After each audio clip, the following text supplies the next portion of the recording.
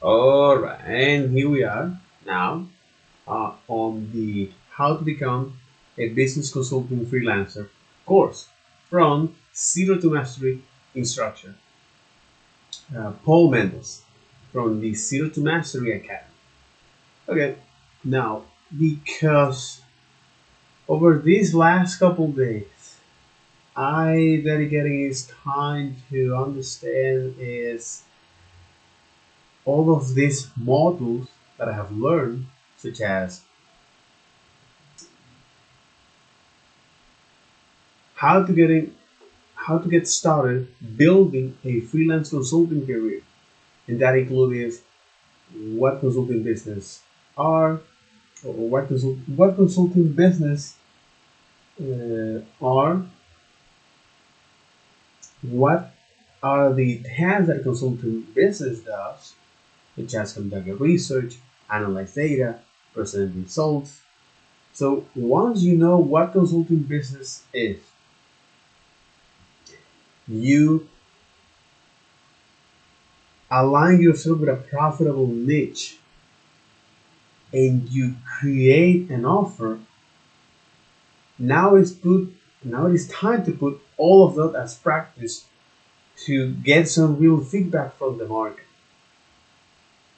And that is, well, once you have landed some additional clients, you know how to send service agreement, you know how to secure payment, you gain some traction, you start to get some progress. Remember that the ultimate goal in your business is to scale to multiple clients. So this huge overview of all of these topics that I have learned so far on this, how to become a business consulting freelancer, all right, that this journey start here almost a year ago, handsome. That's the reason why you should focus in your thing. But in any case, so all of this topic that now I know first, now I understand it. Now I know how to articulate it and identify it. So I now have this mental model, okay, that I see what is the return of value that I can get from it, and how and when can I apply it, okay. So once you know, again, once I look is from the first model on how to get started to building a freelance consulting career by looking at what consulting business are, what are the tasks that a consultant does, conduct research, analyze data, and present results. This is something valuable for this era where we're going to deal with vastly huge amount of data. And also uh, combine that with the business side. You look at the foundation of the consultant success, such as cash flow, flexibility, and security. I also look at how to be more productive by using time blocking, for example. Find a way to get you in the zone, eliminate distractions, focus in one thing, avoid doing multitasking. And when it comes to decision making, use the Eisenhower matrix for that. So, what are the things that are important and urgent? Do that today. The things that are not important but urgent, delegate. The things that are important but not urgent, schedule them. So, great, because with that, ultimately, the things that are not important or urgent, you don't do that. So you don't even think about it. And then how to getting started as a business consulting freelancer by first identify a niche, which is a group of people, not a keyword, that they have a large problem to solve. They actively looking for a solution. There are people willing to pay for the solution, and ultimately it must have something you have interest in. Also, the mistake to avoid when choosing a niche, okay? Align yourself with an established platform. Mistake to avoid when aligning yourself with a platform, and create an offer. How to create an offer? By simplify your offering in a value statement that make it more easy to you to communicate to others.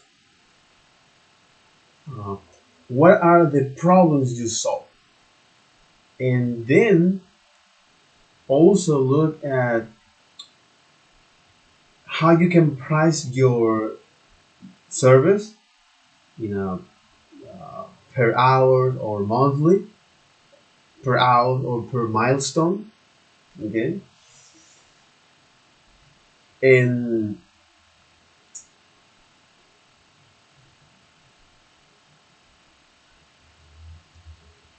also defining is the scope of the work, especially once you create your value statement. It is important also to mention is the scope of the work and the couple steps that you should follow, like clear written deliverables, be huge in communications, and ask how success is going to be measured. Okay, all right, okay, because ultimately you want to escape the clock, because for any business consulting, the holy grail is to have recurring clients that allow you to first escape the clock and provide the value on over time. Also, when it comes to create your offering, it's important to use something called the value ladder. That I use that as a guideline to know where and how can I create my offer, especially with clients. So, for example, your lowest over offering might be your consultation, which is something that you can do for free. This is when you figuring out if this is a right client to work with. Can you move on to the next client to do some even fact findings about that, right? And then you can push up the client once you agree to work with them to something called project audit. Again, this value ladder I use as a guideline, not as a strict set of rules. In this guideline here, the lower ladder is the lower offering is your consultation. Okay. Then once you reach to some sort of agreement with the client, you offer is a project audit. This is when you're going to outline all of your suggestions and recommendations, a roadmap, and also to put some money in your pockets. Once the client agrees to that, then you can push up the client. You can push the client up the value ladder, meaning now you're going to implement all of your suggestions and recommendations, and ultimately secure payments with them by offering is a service for a long term. Let's say is a yeah, how do you call it? So let's say is a a,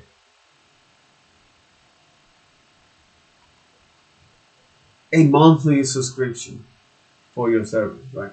So uh, while this guarantees you cash inflow or inflow, so cash flow to your business, also you can dedicate time is to invest in new areas of learning, so to expand also your skill set. And then I look at, well, once you know how to, once you know what consulting business is, you align yourself with a profitable niche, you create your offer. Now it's time to put those at practice in place like Upwork, for example, your existing network or employment sites. And again, each one of those, or those are places where you can find high paying consulting clients from the most valuable to the least valuable. Again, aligned to a consultation service. Employment side is not valuable because, after all, well, you know that the whole idea is to get their fully commitment to them, right? Which is not bad, which is not bad. But again, the idea here is to escape the client, okay, and provide value to the client, because ultimately, the client is not paying is for the hours you put, is for the value you provide. So, so.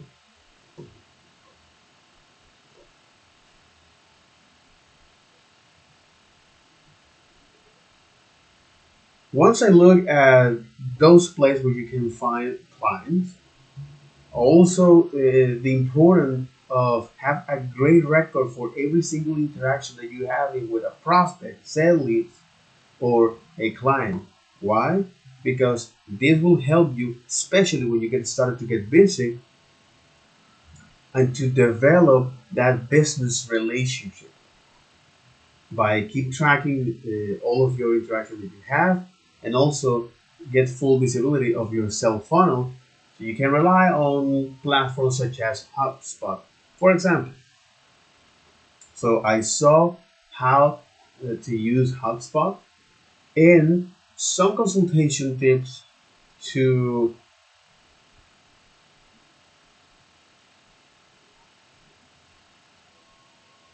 land more additional clients, and that is show your face. You want to make a distinction between yourself and your digital avatar. And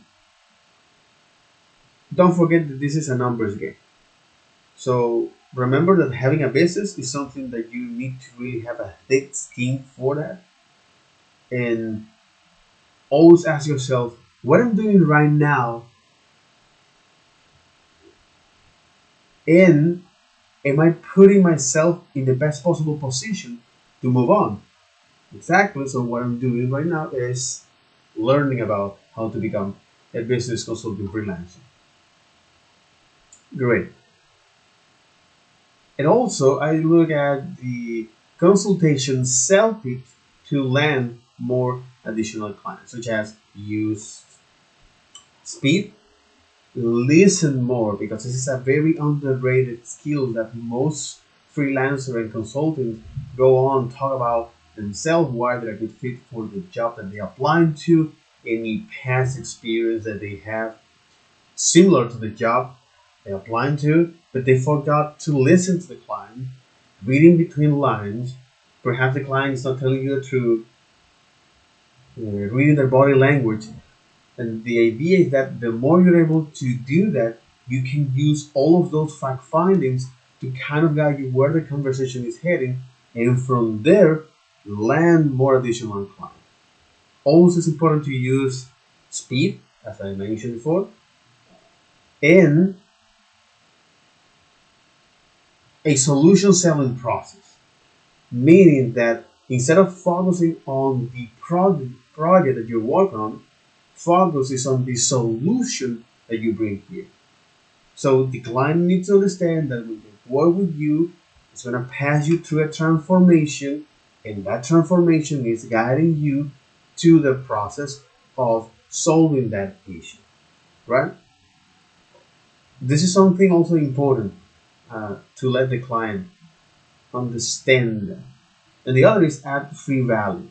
This doesn't mean to work for the client for free. In fact, is go above and beyond what your competition are doing. In my case, it's like I recording videos for that. First is to have a record of all the time that I dedicate to this, which I think this is valuable for me to improve my skill, similar as a video game, right? So when you're improving is the skill of a certain character, that's exactly what I think I'm doing here. And I'm aligned myself is to improve particular skills that are aligned with the game. In this case, the business, finance, and technology.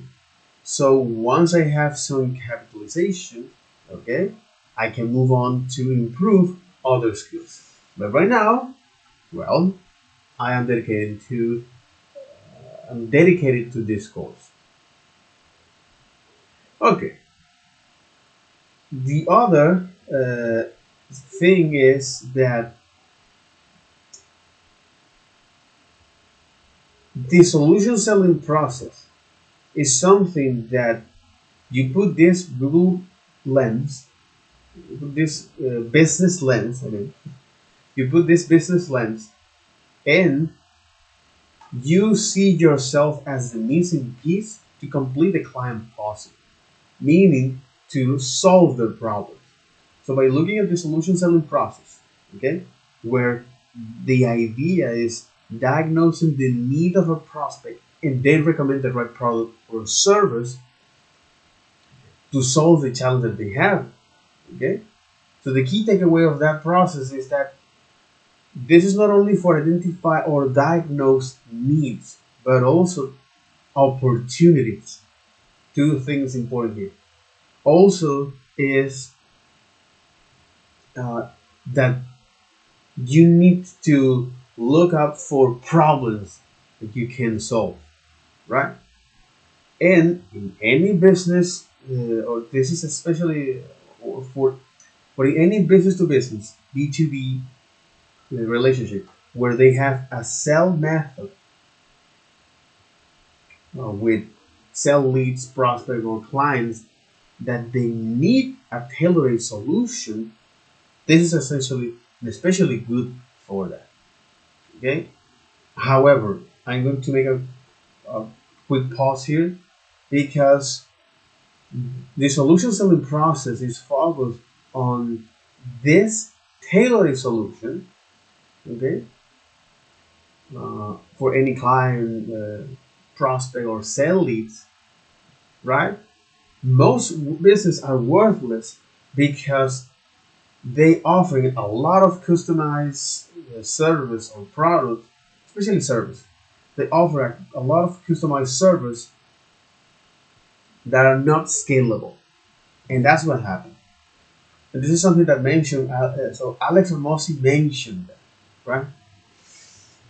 So as I move on in this course, uh, also I learned that the importance of identify is objection, because this is half the battle is to tackle objections, meaning that it's important to listen to the client, what they say, ask right ask the right questions, and be on point, because once you do that, you're able to find out what the real objection is and tell the client the truth that matters. That you are here to solve their problem, a particular problem. Okay? And also it's important to follow up consistently with the client, right? Uh, and stand out, find a way to stand out creatively. When it comes to secure your payment with the client, right? Or the invoice payment, that, for example, platforms such as Upwork, PayPal, Upwork, Freelance, Fiverr, they already handle that for you. And when it comes to invoice personal, when it comes to personal invoice, such as with PayPal, Soho, QuickBooks, it's important to know how to invoice clients, how to secure payment, because most freelancers uh, they made mistakes, especially uh, because they don't take control of the money from the start. So this uh, process of invoice client, uh, get the get the service agreement signed. Don't guarantee any result. In fact, say you're going to provide and put the best effort to give them a high quality output, and define the payment terms, and if anything is out of the scope of that, you charge them. Again, this is something that might be in contrast with the agile methodology when it comes to talk about things like customer collaboration or contract negotiation. All right, but you need to find a balance. You need to find the sweet spot. And once you get the service agreement signed, then you secure the payment based on the project, the type of the project, or the hourly, blah blah blah. And if the client, for example, you set that term hour, you want to get that weekly or bi-weekly most of the time. And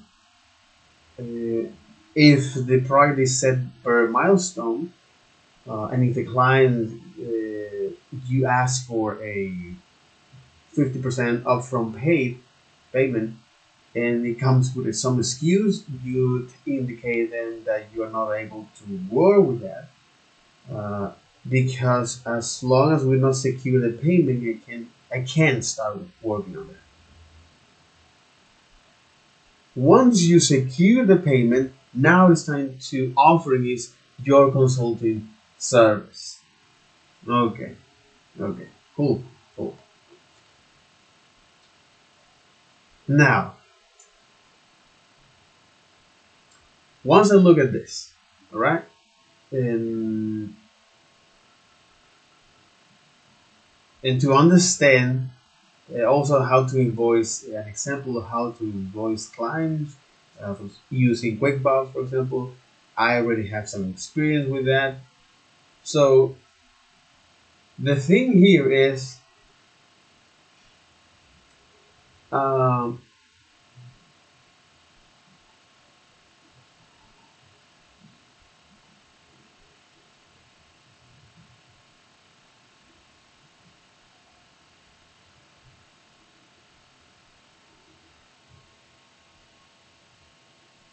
yeah, the thing here is that, or the ultimate end goal of this is scale to multiple clients. Recap. So once you know what consulting business is, you align yourself with an established niche, or you choose a profitable niche. You align yourself with a platform. You craft your offer. You put that in practice by getting some additional clients. You know how to send service agreement, how to secure payment. You start to provide them value, start to gain some traction, get some progress. Now, the ultimate goal is to scale to multiple clients, because here's when you have a diversified income, and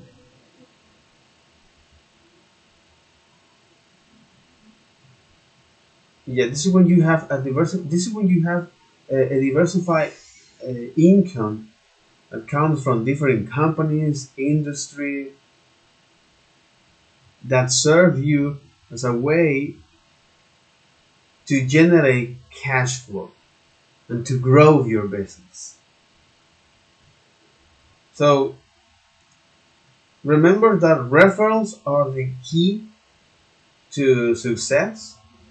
Okay, and the one key way to scale your business is simple: delivery a top quality product. But he mentioned here is this: delivery a top quality product. Remember that your reputation is everything, and people spend on things that they trust and like. Stuff like that. hmm And people spend on things that they trust and like. So log everything you do, especially in your business using a CRM, customer relationship management. And if you struggle with it, remember that it's all about getting leads. It's all about getting leads. So remember to get some business leads, show them value, build up your reputation, and repeat. So you say that easy, but well, right now is uh, this learning process. So this is a process where I'm looking for all of these leads, business leads. Okay.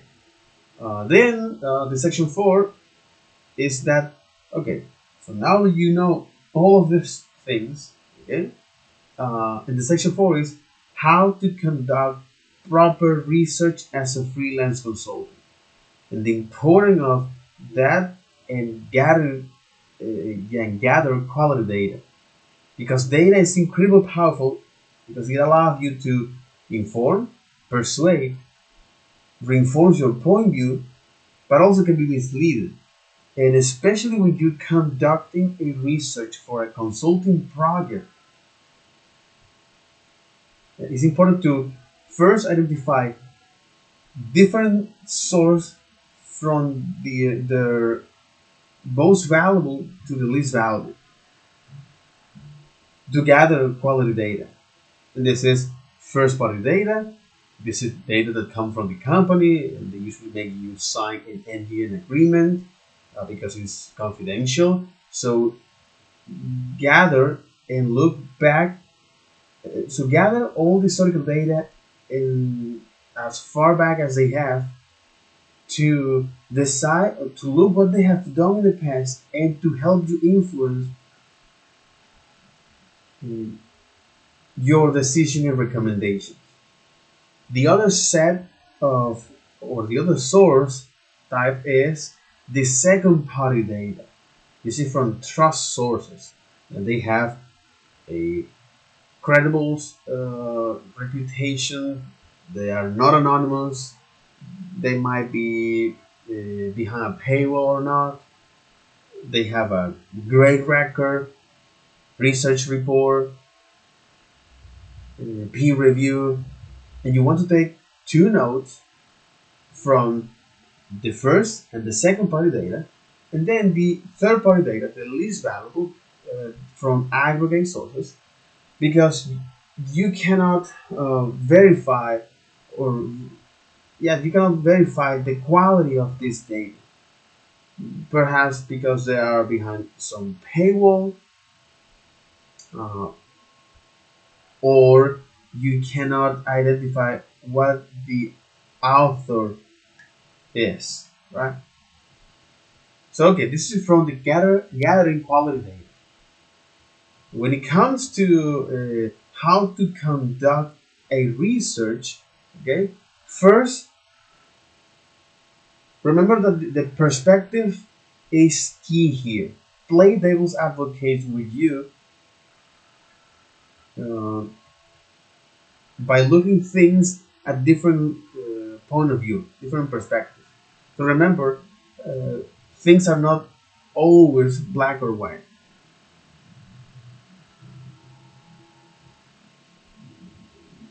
Uh, I just want to memorize this because what I'm doing here is just memorizing this to help me as a guideline, similar as the value ladder.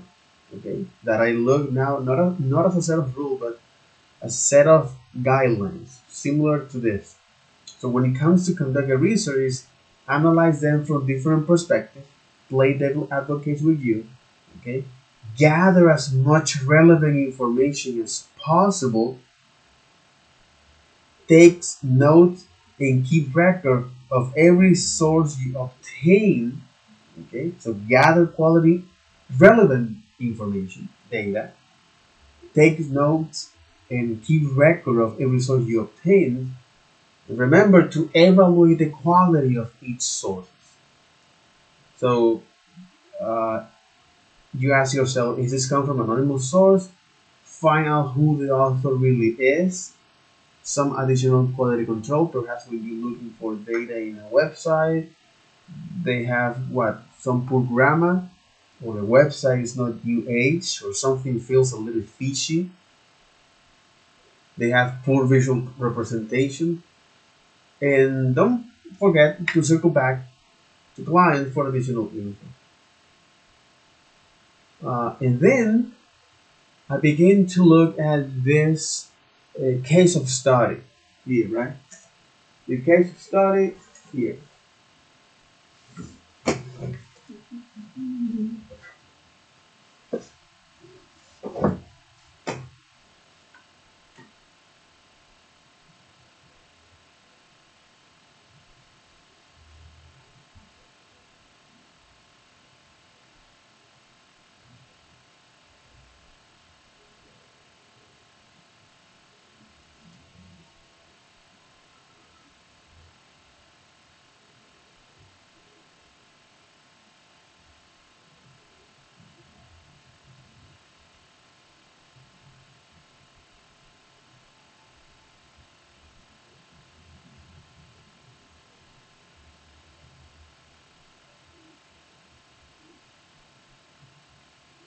Mm,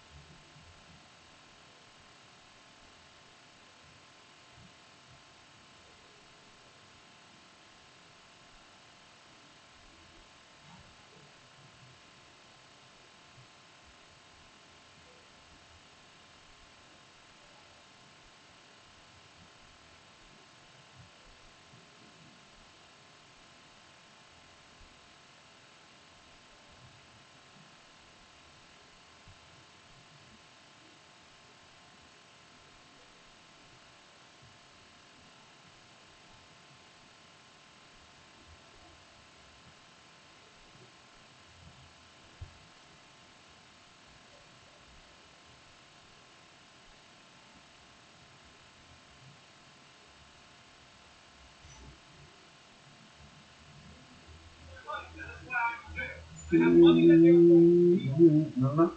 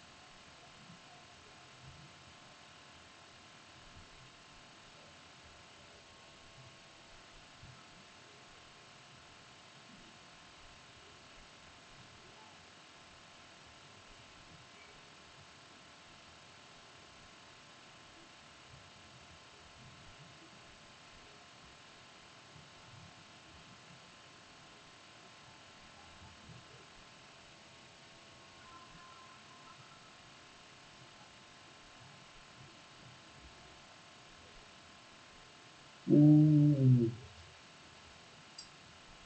mm,